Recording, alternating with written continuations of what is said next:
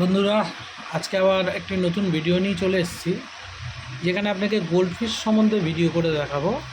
এই গোল্ডফিশগুলো আপনি কী করে রাখবেন। আপনার যদি গোল্ডফিশ মরে গিয়ে যাচ্ছে দেখছেন, তাহলে আপনার অ্যাকোয়ারিয়ামে কোনো একটা প্রবলেম আছে। তার প্রবলেমগুলো কী করে আপনি সলভ করবেন।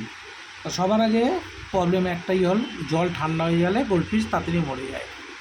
আর গোল্ডফিশের ট্যাঙ্কে আপনি কিছু রাখবেন না, ট্যাঙ্ক একদম পরিষ্কার থাকবে, একটা পন্স ফিল্টার থাকবে, ব্যাস।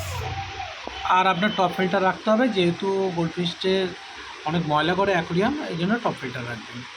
আচ্ছা, আর দ্বিতীয় নম্বর কথা হলো, গোল্ডফিশকে যা খাবার দিচ্ছি সেটাই দেবেন, অপটিমা বা ভালো ধরনের যে কোনো খাবার।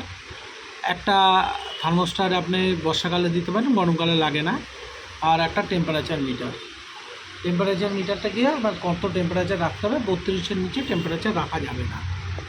আর বর্ষাকালে সবচেয়ে গোল্ডফিশ বেশি মরে, তার কারণটা হলো বন্ধুরা, যে কারণ হলো, এক নম্বর খাওয়া বেশি হয়, ওদের হজম কম হয়।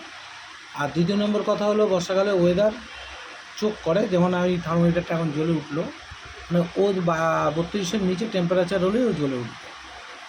আর জল আপনি নিয়মিত চেঞ্জ করবেন, যেমন সপ্তাহে একদিন করে জল চেঞ্জ করতে হয়। 10% বা 15% জল ফেলে দিয়ে নতুন জল দেবেন।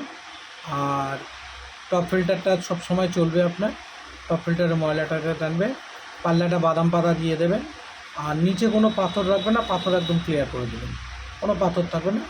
দিলে আপনার প্রয়োজন বলে ওই টপ ফিল্টারে সিরামিক রিং বায়োমিডিয়ার জন্য দিতে হবে। এই হলো আজকে ছোটো একটু করে দিলাম। যদি আপনাদের কিছু জানার থাকে, আপনারা আমাদের কমেন্ট করতে পারেন আমাদের এই চ্যানেলে। এখানে কুকুর, বেড়াল এদের নিয়ে ভিডিও আসে, মাছ নিয়ে এখন নতুন ভিডিও আসছে।